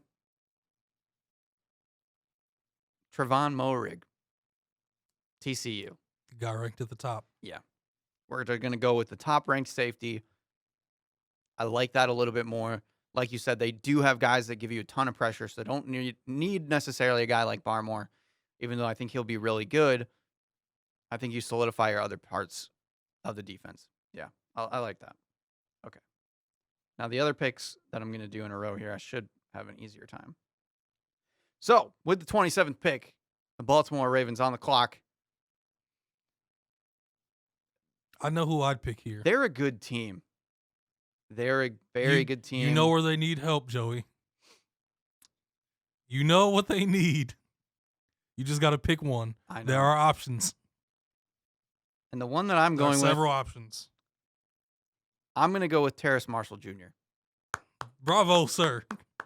I love it. He was my pick from the get-go at this point. Now, if Rashad Bateman falls to this point, Take him. he's their pick. Yeah. He might. Yeah. I think there's a good Yeah, chance. he there's will. very, very good possibility. But in this scenario, Marshall Jr., big body, receiver, can go up and get it. That's what they need. Lamar Jackson, we found, isn't the most accurate quarterback. Hollywood Brown is that speed, short guy. That's kind of who's on the table for wide receivers if you look outside This of Marshall. class is so deep. I'm looking through the list right now. It is literally like 10, 11 deep Yeah. of guys that are probably going to have good NFL careers. Yep. And there will be some surprises too. Man. Yeah, and Marshall is the big wide receiver, and I think that's the biggest need for these guys on the outside. And right now in this wide receiver pool, there's a lot of like slot guys, smaller guys, special weapons, and I think you just go with the big body, big talent. So yeah, Terrace Marshall Jr. Now New Orleans at 28. The Fighting Jameis Winstons. They could get some help at a few places. I don't know what to Because do. like we just said, the Falcons are trying to go in. They're going all in. Yeah. That means the Saints need to keep it up with Drew gone. Yeah, and if they believe Jameis Winston can do something, which I think he can, they're going to need some help. I know who I'm taking. I know who I would take.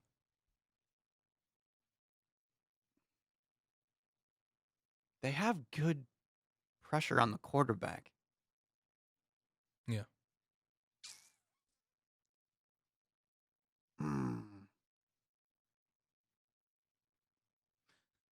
I know you're not gonna say it. You're gonna pick somebody else differently from what I think. You're probably right.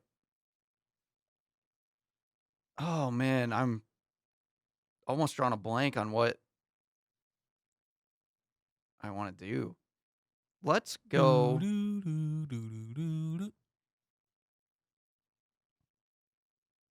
Clock is ticking down. Wait, who's 10, 9, Okay, 8, I'll take that. 7, 6, 5, 4, Got to use the timeout. 3, 2.5, 2, All right, we're using the same. and 1. The pick is in, ladies and gentlemen. We're going with Nico Collins, Okay. Xavier Linebacker. Collins. Tulsa. Their defense needs some help. Like I said, they do get pressure on the quarterback. The other person that I was thinking about was Asante Samuel Jr. I don't know.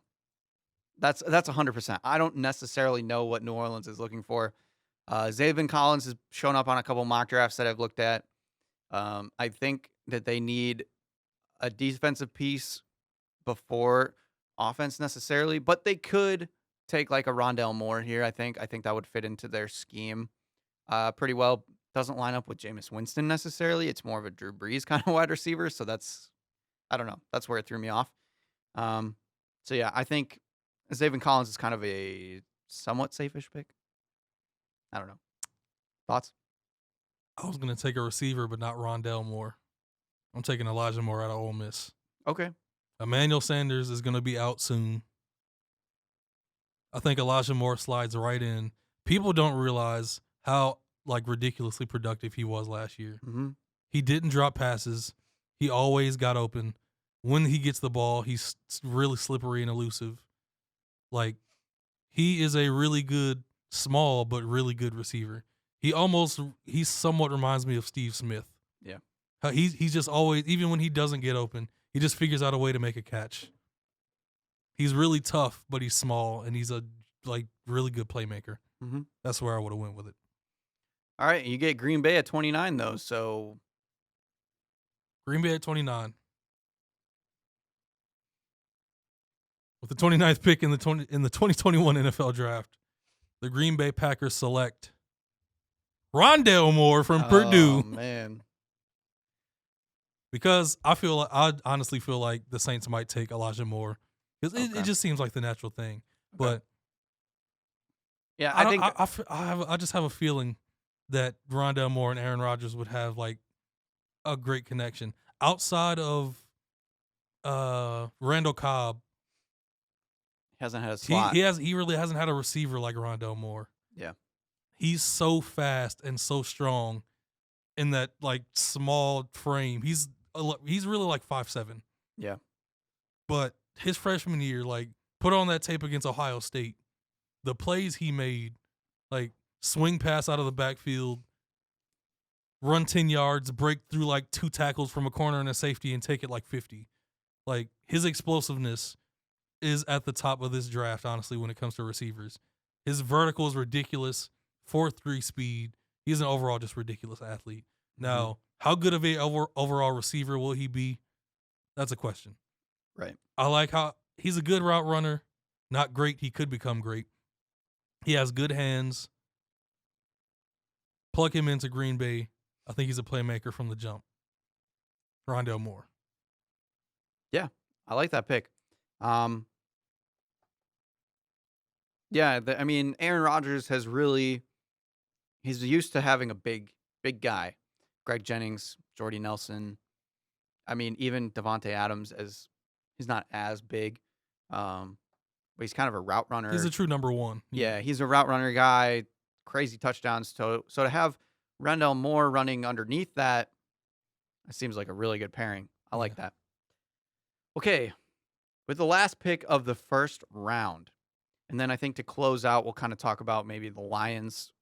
I thought the last two were the Chiefs and the Bucks. Oh, did I miss? Oh, I forgot. Yeah, you're. I went to 30. You're I'm on thinking we're in the yeah. NBA.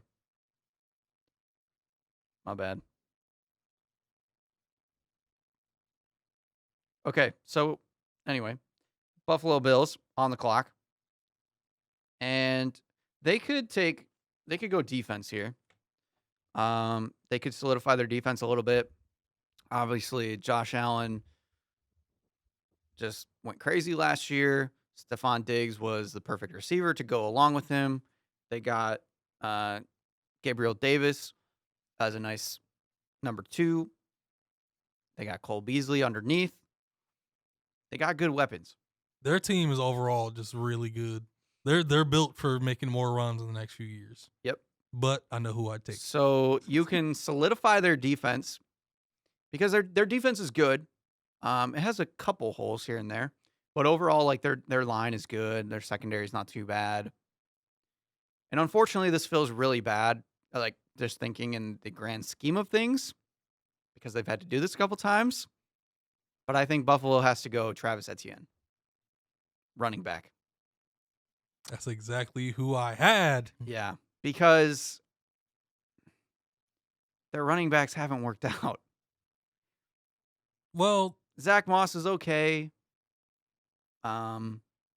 What's his face is okay. What's his face? He was like, He's their I starter, liked him. and I also his name is skipping my mind too. I liked him a lot. He's a good young back, but he's not the guy. And I almost felt like they didn't. Devin Singletary. I didn't even have to finish looking it up. I think both of them are like quality rotational backs. Yeah. And I thought the Singletary had a chance, and then they drafted Zach Moss, and I was like, oh, so they're giving up on him already. And then they tried to do a rotation thing. I just feel like that's like kind of the weakest point of their team is their running back. You can never have too many running backs, honestly. Yeah. And Travis Etienne is a really good running back. So he can do more than run too. He can catch out the backfield. Exactly. And it just makes their offense even more electric. I think that's a good pick for them. But whether Najee Harris falls or Travis Etienne falls, I think if they can get one of those guys, you just take them. You got the Chiefs. So these are the Chiefs, man. I mean, what else do they really need? Well, honestly? now I think about it. That's a Kyle Trask. toss-up for the Chiefs. I know who I would pick now. Just looking. You got D tackles. Somebody already brought up too. You know what? I think I know who you're talking about. Maybe. Or do I take a swing? Somebody in the first round is going to take a swing on a dude nobody sees coming. But is it the Chiefs? They can.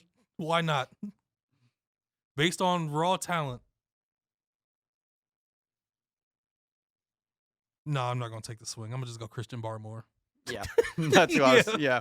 Exactly. Yeah. I was going to go Aleem McNeil from NC State because he's super athletic at defensive tackle. And he's like 320. He's kind of a freak. Yeah. But yeah, Christian Barmore, he wrecks so much havoc. Yeah. He wrecks so much havoc. And that's kind of the one weak point of the Chiefs is their defense. Just a little bit. they got some pieces on defense, of Yeah, course. their front seven is good, but not great. Exactly. So, yeah, I feel like Christian Barmore is a pretty solid pick for them. Yeah. Now for the Bucks. Last pick of the first round. They're another team, like, do you want to make their defense, like, stupid?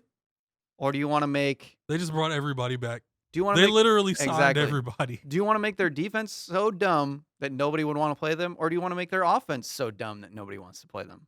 Take your pick. Take your pick. I think I know where I'd go. I think I do yeah. too, ultimately. But, so I'll tell you right now, one of my thoughts just for having... Yeah, I know who I'd pick. Just for having a giant on your defense, which would be terrifying for opposing teams, you could take Gregory Rousseau, Miami. That would be insane. And I kind of almost would like that more just on a looks kind of thing. It'd be crazy. But I think it's another one of those times where it's like your quarterback is Tom Brady. With the 32nd pick in the NFL draft, the Tampa Bay Buccaneers select Alex Leatherwood, Alabama lineman. I was gonna say Wyatt Davis, but you could go Leatherwood too. Yeah. Yeah. You hit on the one you got last year, the kid from Iowa. Mm-hmm. Now, yeah, you got to keep Brady safe as long as he wants to play until he's 85. Yeah. It's like You got to keep that O-line strong. I don't know where else they really need to go. They traded. They got Tristan Wirfs, right? One of the O-linemen we've already mentioned will be there at this pick. I guarantee it. Yeah. Oh yeah. Whether it's Tevin Jenkins or Elijah Vera Tucker, one of them will be there. Yeah. Maybe it's Darisaw. I don't know. Could be. I don't. There won't be 4 offensive linemen in the first 15 picks. There could be, but I don't think so. Miami's not taking Rashaan Slater, but I like the thought process that I made to get there. They could take Rashaan Slater. Maybe. Okay, so that is the first round of our mock NFL draft. I'd say we made some spicy picks, to be honest. Yeah, I feel like we did a pretty solid job. A decent job. Yeah. There's a lot of like random things that could happen, like Kwity Paye win at 14. Like we said, maybe Jalen Phillips instead. Yeah. Kwity Paye could go to the second round. Like we said, Jalen Waddle dropping all the way to Vegas at 17. That would be nuts. That'd be crazy. And I think one of the receivers will drop. Yeah. I think so too. I think at least one of them will, because there's more and more talk recently about how, teams that draft a wide receiver so high in the draft don't work out. So some people might be a little concerned about that. Yeah. So the Lions have pick 41. Should we cover their picks next week? I feel like we could do that. We could do that. Well, next week, I don't know when we're going to be able to do it. Oh. Because next Wednesday we have a track meet. So we'd have to do it on Tuesday or something. Great insider commentary. Exactly. We're giving letting everybody know whether or not this might all fall apart, ladies and gentlemen. We're giving the people the behind the scenes footage. Yes. So either we'll do that or we'll have to do somewhat of a recap episode after the draft. Yeah. But let's just talk about and theorize. We can do it more in depth next week if we can. What do you want to see the Lions do as they go into the second round? Because last year it was like, take a running back, take a running back, take a running back. In that second round, I want them to shore up the defense in the second round because the coach they just hired is a defensive guy. Yeah. I feel like that's going to be one of his biggest priorities Mm-hmm. is making sure they got a little bit of pass rush from Okwara. Mm-hmm. He's a keeper. They just took Okuda. He was up and down. He had his moments. Mm-hmm. Those linebackers, what do you think? What do you think? Like which one I would take? Like, how do you feel about the core overall? Oh, they could use help. Go Jamin Davis from Kentucky. When like your best linebacker is Jared Davis. Yeah. I Who go did you say to go? Jamin Davis from Kentucky. He's one of the highest rising linebackers. Okay. His tape is ridiculous. I would say either that or I was thinking Chaz Surratt out of UNC. I think Chaz, he's kind of more of he's only played linebacker for 2 years, and the way he transitioned from quarterback to linebacker was ridiculous because he was like an all conference player immediately. Yeah. But I think in terms of NFL, I think he has a few more years of adjusting to do to the position, Yeah. especially on that level. Or maybe you go sort of in a way safe and you go with the Bama guy, Dylan Moses. He's had so many injuries over the past few years. I don't think that second round pick you could use it better. Okay. Like Andre Cisco from Syracuse, safety. He is probably the best playmaking safety there is in this draft. He had a high number of picks in his year at Syracuse. He Yeah. got bigger and stronger. He's fat. He's just he's around the ball What whenever about- it's near him. What about Richie Grant when you mentioned him earlier? We didn't take him. He might be there at 41. He might. Either one of them would be a good pick. Probably. Okay. Yeah. But I think my first one would be Jamin Davis from Kentucky. And he might be gone because a lot of teams are starting to love him. He's ranked as the second or third best linebacker on some people's lists. Mm-hmm. And if by chance that Gregory Rousseau was there, I think I might take him. Just because I like the idea of just having this big, giant guy coming off the edge. I think I'd wait on pass rushers, honestly. Think so? Yeah. There are a few guys later on that are there that I like. Okay. Yeah, I'd wait. I'd wait on that. I mean, you're more knowledgeable than I am in the deeper part of the draft. So I will trust your opinion on that. Any other, things that you expect to happen in this draft or maybe any surprises that you might think about? Like I said, I think a quarterback will fall. I think a receiver will. I think the top 3 or 4 receivers will go top 20, but one of them might fall to the late teens. Yeah, I think that's more likely to happen than for them to go on a big run of a lot of the thought is that it'll be Miami, Detroit, and Carolina all taking receivers. I just don't. I mean, I can see it for the hype, but like we kind of discussed, it's Miami and Carolina are kind of in decent spots for a franchise that they don't need to take a wide receiver necessarily. Now the Lions, I mean, technically the Lions don't even have to take a receiver. They need everything. Exactly. Yeah. But Carolina and Miami have some receivers. They have some sort of semblance of an offense. The Lions don't have anything. So take the most exciting guy, I guess, especially if Jamar Chase is there. Yeah. But Miami and Carolina, they can look to other places, I think, and they're not desperate for a receiver. Similar to Denver. People have said, "Oh, if Denver doesn't take a quarterback, they should take a receiver." I don't know. I'd go defense if they Exactly. don't go quarterback. Yeah. Yeah. So I don't know. I think the surefire teams that need a wide receiver, Detroit, I guess, is arguable. Philly. There will be 6 receivers taken in this first round, I think. Yeah. Because between 20 and 32, I guarantee Terrace Marshall, Rashad Bateman, and one of the Moores might go. Yeah. And I mean, we took Kadarius Toney at 23. And Kadarius Toney might go first round too. I've seen him mocked to the Bears at 20. Yeah.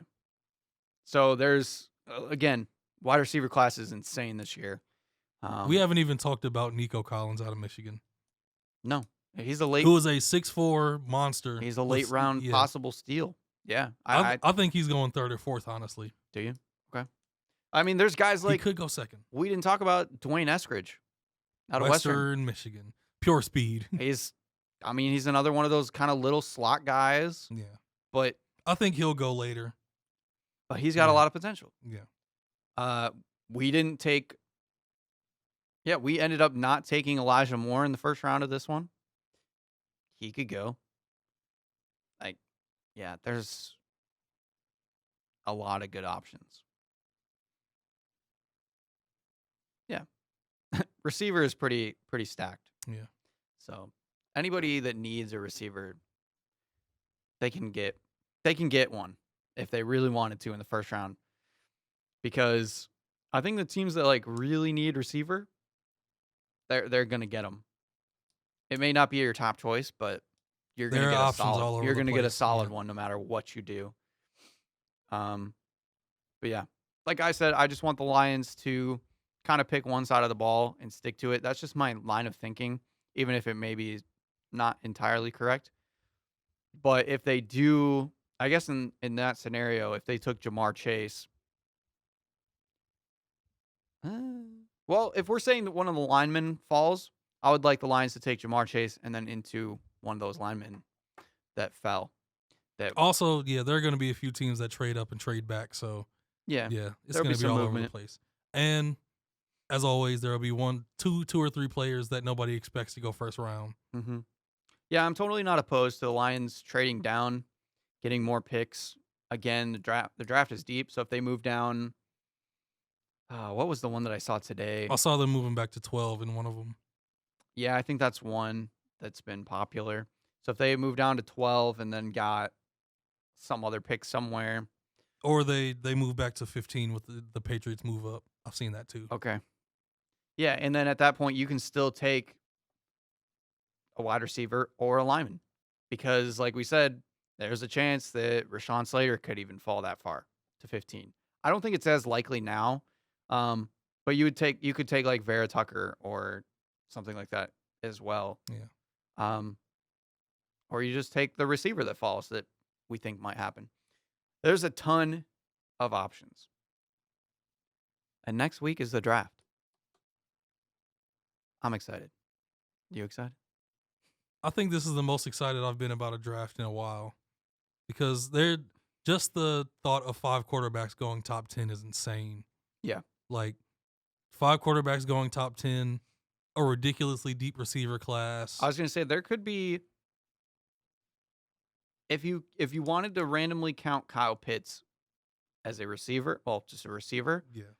in the top 10, There could be 4 receivers. 4 receivers, Yeah. 5 quarterbacks. Not 9 out of 10, but that would Potential. be the most insane thing. That's not going to happen. I'll No. put money on that. I don't think so, because that would force Cincinnati to taking one of the Yeah. receivers. Exactly. And that would actually have to make Detroit pick a quarterback, which I don't think is very likely. But still, yeah, there could be at least like 4 quarterbacks in the top 10, 3 wide receivers, and There will then, be an O lineman. and then 2 positions. Yeah. Wow. It's going to be crazy. Yeah, I'm excited for that. It will be nuts. We'll have to figure out, like we said, from our behind the scenes footage, that we'll have to figure out what we're going to do for next week. But no matter what, we obviously will do a draft recap. We'll talk about it all. We'll catch up on all the other sports that we can, and we'll just keep chugging along as we're getting more into NFL stuff again already. Crazy to think about. NBA playoffs are getting closer and closer. There's a few news and notes that happened that we'll have to talk about. And again, we're going to try to get into some more baseball. The Olympics are actually kind of coming around the corner. We can talk about that, actually, which would be fun. How deep are we going to go on the Olympics? Well, not like real deep, but we can talk about I was it. about to say. Come We want on, to talk man. about our favorite competitions? Why not? Skateboarding? You into skateboarding? That is a part of the Olympics now, isn't it? Mm-hmm. I'm all in. I watched the X Games every year when I was younger. I'm definitely See? in on that. There you go. Yeah. That's what we're doing. Alrighty. This has been Views from the Sidelines.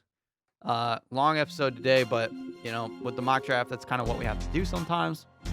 And it was a lot of fun. I think our draft is the smartest draft that you could possibly do. Of course you do. We'll be sending in our resumes to front offices around the country very soon. But we'll see you guys next time. With the 67th pick in the 2021 NFL Draft, the Houston Texans select Kyle Trask, quarterback of the future. It's all going to crash and burn.